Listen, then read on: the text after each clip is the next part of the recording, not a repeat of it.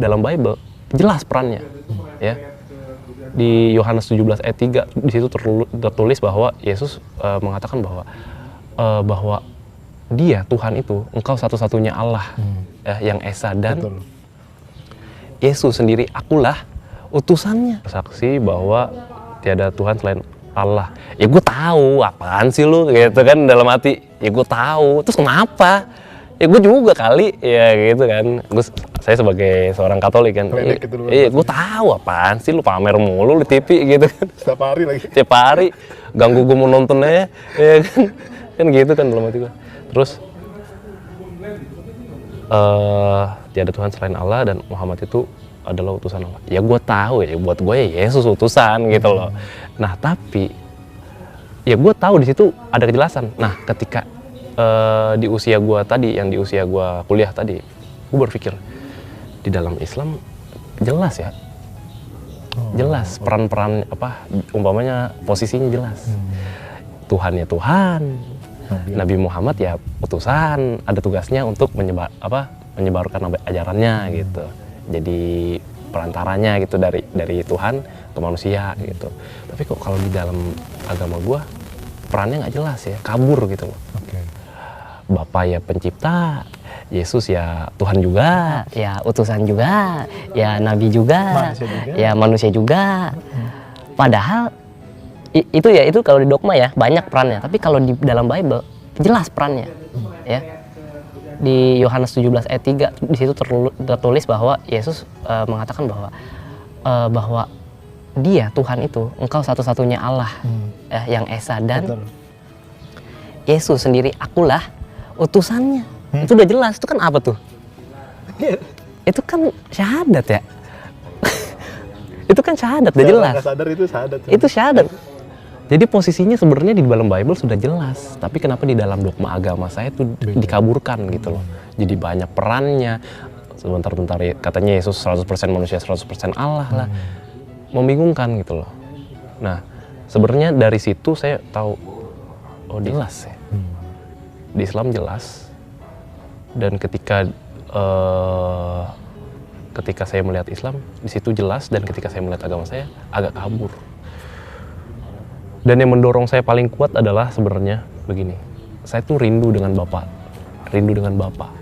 Saya nggak suka Bapak saya diduakan. Saya nggak suka Tuhan saya diduakan. Yang saya bilang tadi di SMP, kalau misalnya ada Tuhan yang gede, kenapa harus ke Tuhan yang kecil nih? Memohon ataupun menyembah seperti itu. Untuk apa? Itu sih yang terkuat, yang jadi dorongan terkuat. Islam bener kali ya. Gitu. Nah, mulai gimana awalnya? Mulai dari situ saya mulai tuh suka, udah pikiran ke situ tuh. Saya mulai di tengah pencarian saya masih mencari tuh, belum berhenti pencarian saya. Saya masih mencari literasi atau video-video dari para pendeta atau pastor atau teolog-teolog. Tiba-tiba nongol ada video thumbnail Dr. Zakir Naik. Masya Allah. Nah, saya klik kan, ini apaan sih nih jenggot? Iya. Yeah. Hate speech banget ya. Saya klik. Oh, ini dia ngomongin tentang Bible gitu. Dia mempelajari agama-agama, dan kebetulan waktu itu dia ngomongin tentang Bible. Bener sih, pesan-pesan dia yang dia sampaikan mengenai tauhid ya, yang berdasarkan dari Bible ya, bener. Tapi saya tuh merasa tertampar aja gitu loh, ngerasa ditampar, ngerasa disalah-salahin gitu. Pokoknya kamu salah. Saya mengakui bahwa apa yang dia katakan semuanya benar. Tapi saya merasakan Anda salah gitu, kayak. Jadi kayak baper. Iya baper, kayak elah, males gue dengernya gitu. Bener sih, gue ngakui. Iya sih bener, tapi gue kesel. Nah ya udah, oke. Ya udah, saya teruskan pencarian saya di YouTube itu sampai ketemu video dari yang kita kenal juga ya. Salah satu guru kita, teman kita, sahabat kita juga, Ustadz Agustinus Christopher Kainama. Masya Allah. Nah itu saya nonton, sebenarnya sama aja. Kira-kira apa yang dia katakan, pesan-pesan mengenai tauhid, mengenai bagaimana cara mencintai Tuhan dengan benar, dengan proporsional, bagaimana cara mengimani atau mengasihi Yesus dengan posisinya yang proporsional, sebenarnya sama aja kayak apa yang disampaikan oleh Zakir Naik. Tapi yang saya rasakan berbeda.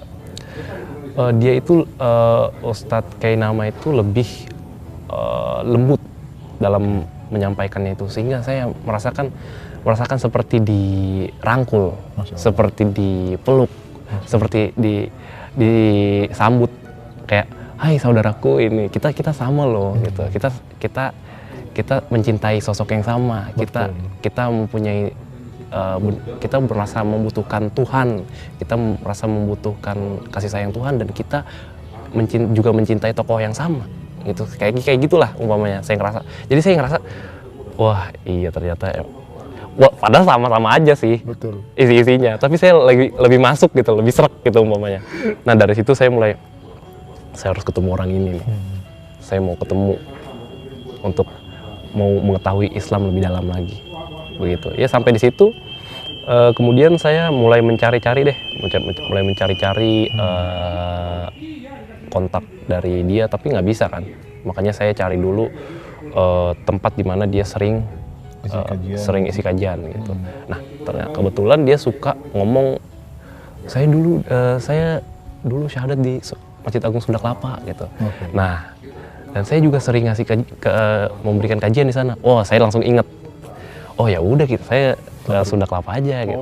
Nah, akhirnya saya ke Sunda Kelapa tuh dalam keadaan masih Katolik. Saya masuk ya, nah ternyata di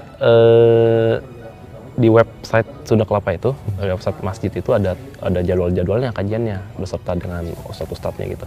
Nah kebetulan Ustadz Kainama tuh di hari Sabtu jadwalnya dia. Makanya itu saya rencanakan di hari Sabtu saya harus datang.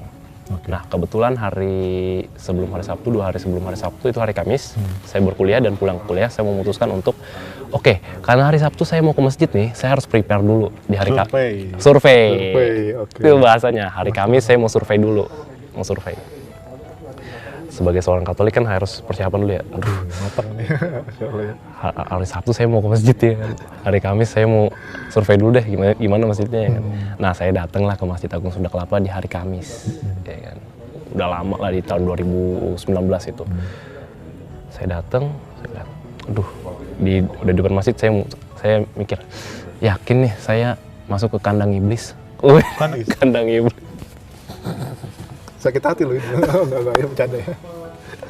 Yakin nih dalam hati, aduh ya udahlah daripada cuma survei doang gitu, jalan-jalan. Oh begini masjid ya. Oke. Itu nggak ada sentuhan, nggak ada ya sentuhan kayak window, nggak ada. Nggak ada, biasa aja ya? Tempat biasa. Biasa ada orang-orangnya manusia biasa. Iya lah. Kirain bertanduk mungkin. Saya nggak tahu kan. Iya, berjaga cuma. Ya udah saya keliling-keliling masjid itu. Qadarullah di situ ada seorang ibu yang nyeletuk nama Ustadz Kainama. Ustadz Kay bla bla bla bla gitu lah pokoknya, dia bilang. Saya dengar itu langsung manggil ibu itu. Bu, di sini ada Bapak Kainama. Terus dia bilang, oh kamu mau syahadat ya? Oh enggak. Saya bilang gitu, enggak, saya mau syahadat. Terus mau ngapain gitu, ibu-ibu itu bilang. Saya mau ngobrol aja sama beliau gitu, bisa nggak kira-kira? Bisa, ya udah ikut saya. Wah dalam hati saya, berarti langsung ada ya? Hari ini ada, padahal kan saya taunya jadwalnya hari Sabtu, tapi di Kamis kok ada? Dalam hati deg-degan saya, langsung deg-degan kan, kayak rencananya hari itu cuma mau survei. Tahu-tahu jadi ngobrol gitu. Ya udah, alhamdulillah dipertemukanlah kita di lantai 4 di rumah sehat Basnas dulu, tempat mualaf senternya Sunda Kelapa. Nah bertemulah kita, belum bertemu ya, saya langsung dihadang oleh Ibu Fatimah. Coba ngomong lagi. Halo Bu Fatimah, apa kabar? Assalamualaikum. Saya kangen Bu. Sehat. Gitu. Ya udah, saya dihadang. Kamu mau ngapain? Saya mau ngobrol Bu, saya sama Ustadz Kainama. Ya udah, saya bilang dulu ya, saya izin dulu boleh nggak? Gitu. Terus akhirnya alhamdulillah diperbolehkan. Ya udah boleh nih, kamu silakan ngobrol. Saya masuk, buka pintu ruangan Ustadz Kay. Saya langsung bilang, Shalom.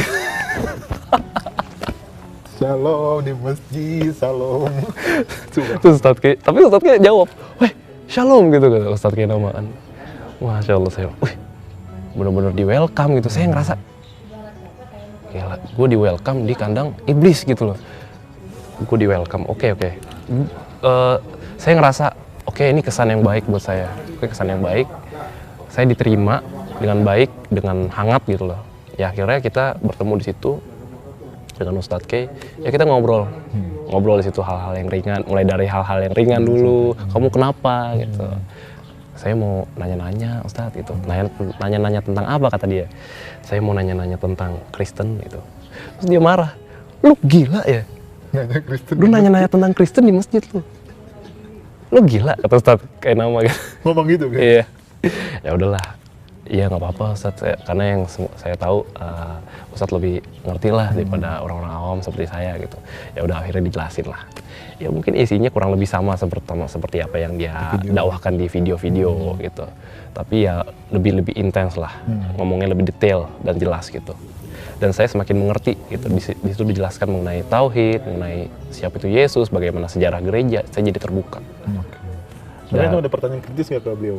Yang kiranya kayak beliau tuh malas jawab atau pertanyaan kritis sih enggak. terhadap Islam maksudnya ya? Kalau enggak ada, ya? enggak ada. Atau ngobrol aja Karena gitu? yang saya jadikan concern tuh bukan masalah, bukan lagi masalah oh Islam itu begini, Islam itu begitu. Ya meskipun saya masih menyimpan tadi ya, yang tadi kesan yang agak buruk lah. Tapi saya bukan ke situ kalau untuk nanya ke seseorang pemuka agama Islam tuh. Saya lebih ke konsep ketuhanan. Itu yang jadi concern saya. Itu justru yang gitu. Saya nggak concern di teks bagaimana Bible itu gimana, itu Bible. Sejarah saya juga nggak concern.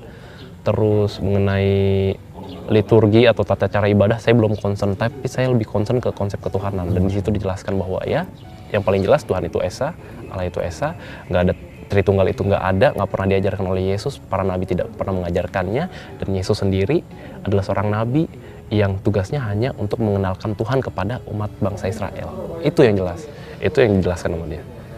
Ya udah, pulang dari situ kita saya nggak syahadat, belum. Baru di hari Sabtu saya tetap datang tuh, tetap datang. Ikut kajiannya, pulang biasa. Terus minggu depan ikut lagi, pulang lagi. Terus minggu depannya pulang lagi, ikut lagi. Jadi udah sekitar 4 kali lah saya ikut. Sekitar 4 kali, 3-4 kali lah saya ikut. Dan di tanggal 12 Sabtu 12 Oktober 2019 itu saya datang lagi ke masjid. Kajian seperti biasa. Dan memang di Masjid Agung Sunda Kelapa setiap Sabtu itu ada yang syahadat ya. Masya Allah, Alhamdulillah. Ya syahadat, prosesi syahadat berlangsung seperti biasa lah, sebagaimana mestinya. Dan di akhir prosesi itu kan biasa orang-orang udah pada pulang tuh. Udah pada pulang, kita ngobrol-ngobrol lah yang sisa. Di situ ada Ustadz K, Bu Fatimah sama saya. Ya. Terus saya dimarahin sama Bu Fatimah. Ditembak lah. Ditembak. Lu mau ngapain sih kesini mulu? Bu Fatimah saya tahu. Bu Fatimah, kamu mau ngapain di sini mulu? Gitu, mau masuk Islam nggak sih kamu di sini? Gimana ya? Emang bisa sekarang? Gitu. Itu ruangan udah kosong semua. Udah kosong. Terus saya bilang, emang bisa sekarang? Terus kata Ustadz kayak, ya bisa lah. Gitu. Oh ya udah, ayo lah. Gitu. Panjang juga ya, subhanallah. Saya bilang gitu, ya udah. Karena memang saya udah lega ketika sudah dijelaskan mengenai konsep ketuhanan, udah lega. Jadi saya bisa sebenarnya udah menerima Islam secara iman di hati sudah. Betul. Tapi secara formal dan secara tertulis hitam di atas putih belum. Dan di hari itulah di Sabtu 12 Oktober 2019 itu saya disyahadatkan oleh Ustadz Kenam. Masya Allah, langsung sama beliau Langsung sama beliau, alhamdulillah. Sebenarnya sih bukan apa tadi, ikrar ya. Jadi, ikrar. Iya, kalau iman udah ada dari dulu, cuma iya, ikrarnya baru. Ikrarnya doang. Cuma ikrarnya doang. Ya, alhamdulillah lah. Alhamdulillahnya ikrar, kalau nggak ikrar kan bahaya, cuma yakin doang. Masalah ya. Iya. Oke, udah berarti 2019 itu udah sekarang udah hampir 3 tahun berarti. Iya. Oke. Waktu syahadat itu Itu kan kalimat asing nih yang antum baru sebutkan. Itu Sebenarnya nggak asing juga. nggak kasih. Oh, antum udah sering dengar ya?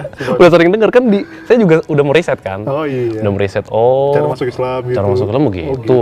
Gitu doang. Oh iya iya. Terus ya isinya, artinya juga udah sebenarnya semua orang juga udah tahu kali. Mau itu muslim maupun enggak sebenarnya udah tahu, tiap hari nonton TV. Betul, Azan maghrib ada ya kan. Masya Allah. Kalau secara makna mah udah tahu, tinggal bagaimana dia iman atau enggak, beriman atau enggak. Kan tinggal nunggu itu doang. Masya Allah. Alhamdulillah saya kembali ke Islam. Islam. Kembali ya? Kembali, bukan pindah. Bukan- Bukan pindah agama. Bukan masuk juga. Bukan masuk. Iya. Kalau pindah, emang agama itu kosan. Agama itu sesuatu yang sakral, bos. Betul. Nggak boleh dibilang pindah-pindah. Enggak. Ini saya kembali kepada Islam. Masya Allah. Gitu loh. Karena memang semua manusia fitrahnya Islam. Kan? Iya. Muslim. Iya. Subhanallah. Baik, Mas Oki. 3 tahun menjadi seorang mu'alaf. Mungkin kalau bisa dikatakan suka dukanya apa? Oke. Dari Suka atau dukanya dulu ya? dukanya dulu lah. Dukanya dulu. Iya. Kalau dukanya sebenarnya sih saya nggak terlalu pikirin ya. Oke. Dukanya ketika saya menyatakan ke orang tua saya, ya mereka jelas nggak terima, sedih. Ketika saya melihat orang tua saya sedih, ya saya jelas sedih sebagai seorang anak. Tapi menurut saya itu nggak seberapa dibanding hadiah yang Allah berikan kepada saya. Masya Allah. Bukan maksudnya mau apa, durhaka ya, bukan durhaka ya. Betul. Tapi kan bukan durhaka, karena saya masih merasakan ketika melihat orang tua saya sedih, ketika saya menyatakan saya mau berislam secara kafah, mau menjadi seorang muslim yang baik, orang tua saya sedih. Sebagai seorang anak, ya wajar saya sedih ngeliat orang tua saya sedih. Tapi menurut saya itu bukan duka yang mendalam banget. Karena lebih besar hadiah yang Allah kasih kepada saya daripada itu gitu loh. Jadi kalau soal duka, saya nggak merasa berduka sih sebenarnya. Iya benar ya. Justru gini, moto yang saya pegang adalah, terutama ketika saya sudah berislam, adalah hanya ada sukacita di dalam kebenaran. Itu aja sih. Betul. Asli, bijak tuh. Catat. Nggak ada tuh ngerasa duka, nggak ada. Saya jujur aja, alhamdulillah ya. Saya kalau ngerasa ada ujian hidup mungkin ya ada lah. Tapi hadiah yang Allah kasih lebih besar, ngapain saya harus sedih-sedih sih? Gitu aja dah. Masya Allah. Kalau ada ujian, kalau ada masalah, kalau ada tekanan, para nabi dulu lebih susah. Itu aja udah. Para nabi dulu lebih susah udah hidupnya. Nggak usah merasa paling sedih, Iya, benar ya. merasa paling dizolimi dah. Makanya kalau ada masalah, ada tekanan atau saya di komen-komen orang ya. Sekarang ini belakangan ini saya di komen-komen nih, Oh, gitu. di respon-respon Oke. sama saudara-saudara kita. Karena udah tahu semua mungkin. Tapi saya melihatnya, ya elah, ini bukan hal yang baru. Yesus juga zaman dulu ketika mendakwahkan, Betul. ya, mendakwahkan tauhid ya, itu mereka banyak ujiannya bos, ya, dari bangsa Romawi lah, orang-orang Farisi. Jadi saya nggak asing, biasa aja. Berarti itu udah belajar dari sirahnya itu, sejarah itu ya. Iya, biasa aja gitu. Jadi ngerasa bahwa ya kita nih masalah kita besar, tapi ada lagi yang paling besar. Iya, jadi nggak usah merasa duka. Makanya ketika Adam nanya saya dukanya apa, yo mungkin saya bisa ceritain, tapi saya nggak merasa terlalu dalam sih dukanya. Betul. Sepakat. Kalau sukanya, Nah, sukanya gimana? oke, sukanya alhamdulillah saya Allah berikan teman-teman ya, circle yang berkualitas, yang teman-teman yang baik. Ya seperti ya nih, Raya Adam nih teman saya, pemirsa Anaba channel nih teman saya ya. Iya. Dia ya alhamdulillah Allah kasih teman seperti dia, dan saudara-saudara kita juga, teman-teman kita juga masih banyak lain ya di circle kita, misalnya kayak Ustadz Kay Nama, itu sahabat dan guru kita, Kodonita ya, dan teman kita Glenn ya. Lalu ada Aristo, itu teman-teman kita semua yang mana kita saling menguatkan semua ya. Kita tetap saling berkomunikasi, saling mendukung dalam hal kebaikan tentu ya. Kita mungkin berjalan masing-masing nih di bidang kita masing-masing ya, tapi kita berlomba-lomba dalam kebaikan. Pas tadi tuh. Itu dia. Khairat. Masya Allah. Udah. Itu dia ya, itu sukanya kayak gitu, enak banget, nikmat banget. Makanya ketika ditanya duka, nggak ngerasain ya, karena hanya senangnya banyak. senangnya banyak dan hanya ada sukacita dalam kebenaran gitu. Itu sih. Punya pengalaman emang sukacita dalam kebenaran. Ya ini. berdakwah gitu tuh. Nah, Sampai kepada mungkin orang tua itu pernah dakwahin apa oke. gimana? Kemarin itu saya untuk berdakwah kepada orang tua sebelum saya menyatakan saya seorang muslim. Oke. 3 kali atau 4 kali saya buatkan, saya sediakan waktu untuk untuk orang tua saya. Saya ceritakan, saya jelaskan bagaimana konsep yang sebenarnya ada di dalam Bible itu. Konsep bertuhan, konsep beribadah yang sebenarnya, dan konsep bagaimana seharusnya kita mencintai atau menyikapi Yesus. Itu yang saya ceritakan ke orang tua saya, dan orang tua saya merasa kaget dan bingung dan merasa, oh hal ini hal yang baru ya gitu. Baru karena apa yang diajarkan di agamanya itu berbeda dengan yang literasinya katakan. Nah, dan alhamdulillah kemarin itu juga saya berkesempatan untuk ngobrol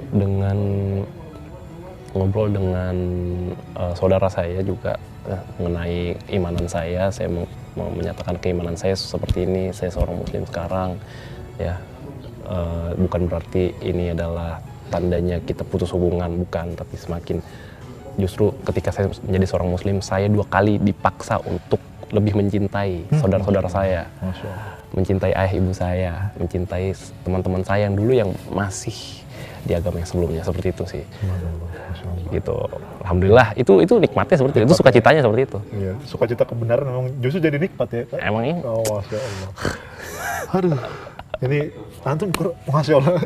Padahal kita ketemu udah lama nggak ketemu. Ya udah, wah. Enggak bisa ya. Penonton Anaba sekalian, ini teman saya ini lebih Masya Allah deh. Oke, sekarang terakhir nih Mas Oki. Visi misi ke depan kayak gimana? Jadi seorang muslim nih. Oke, visi misi. Kalau visinya adalah saya menjadi seorang yang tetap di peran saya, di bidang saya, yaitu seorang Ronald Octaviano, seorang coki yang nanti mungkin berkeluarga, yang mungkin sebagai anak juga, yang mungkin saya juga bekerja di tempat kerja saya. Ya normal-normal aja, tapi saya berusaha untuk menjadi duta bagi Islam. Ketika saya berada di lingkungan saudara-saudara saya yang masih lebih banyak non-muslim, saya berusaha untuk menjadi duta bagi Islam yang mengabarkan bagaimana Islam itu sebenarnya. Itu visi saya sebagai menjadi seorang yang seperti itu. Misi saya adalah tentu belajar. Misi saya belajar, dan belajar setelah itu saya siarkan kepada mereka gitu. Itu sih untuk visi dan misinya. Saya doakan semoga Allah mudahkan semua. Insya Allah, amin. Ya. Luar biasa nih, kita nggak kerasa nih udah hampir 1 jam. Waduh. Sharing-sharing nih, subhanallah. Masya Allah. Mudah-mudahan dari sharing ini penonton bisa mendapatkan ibroh ya, semangat lagi biar memperkuatkan akidah mereka. Tentunya pastikan. Ya, dan sebenarnya sih informasi juga biar jangan sampai kembali ke agama non-muslim. Enggak lah, ngapain. Bukan kembali sih, tapi apa ya bahasanya ya, murtad gitu ya. Keluar lah ya. Iya. Jangan sampai kayak gitu. Karena ya kita lihat informasi banyak kan bahwa pemurtadan di mana-mana sebagai macamnya gitu. Ya mudah-mudahan ini bisa menjadi asbab penguat akidah untuk kita semua. Mungkin kalau ada pesan boleh silakan masukin bagi siapapun yang nonton, baik yang non-muslim, yang mualaf ataupun yang... Oke, untuk yang non-muslim, teman-teman, kita semua muslim ini tentu menyayangi kalian. Kita mengasihi kalian, dan kami terbuka untuk kalian sebenarnya. Untuk apapun, jika kalian mau tanya kepada kami terbuka. Gitu loh. Ketika kalian mau beraktivitas seperti biasa, layaknya muamalah biasa ya, kita terbuka. Kita bukan orang yang harus diasingkan dari kalian, dan kami juga tidak mengasingkan kalian. Gitu. Itu sih pesannya. Dan untuk teman-teman kita non-muslim yang mencari kebenaran, carilah kebenaran dari sumbernya, dan jangan lupa untuk berdoa kepada Tuhan. Iringi dengan doa, gitu. Insya Allah Tuhan yang benar akan membimbing kalian, menyertai kalian. Nah, untuk yang sudah muslim, teman-teman, berislamlah secara kafah. Ya, berislamlah jangan tanggung-tanggung. Jangan pilih-pilih yang enak aja gitu. Semuanya diambil dari Islam itu. Ya, semuanya ditaati, semuanya diterapkan dalam kehidupan gitu. Itu sih pesannya. Dan teman-teman muslim juga tolong untuk teman-teman yang non muslimnya dirangkul, ya, Karena memang kita tuh sebagai seorang muslim tugas kita untuk mendakwahkan Islam ini. Enggak kita kekep doang, enggak kita keep doang untuk kita. Itu namanya egois. Kita harus share, ya, syiar, ya. Kita harus share, jangan didiemin doang. Jangan merasa oh saya udah Islam, oh udah ahli surga gitu. Yang udah sholat, Yang udah sholat, zakat, ngapain sih kita ngomong ke non muslim, ngapain sih kita dakwah ke non muslim, ya kan lakum dinukum waliyadin gitu. Oh enggak gitu. Kita harus dakwah.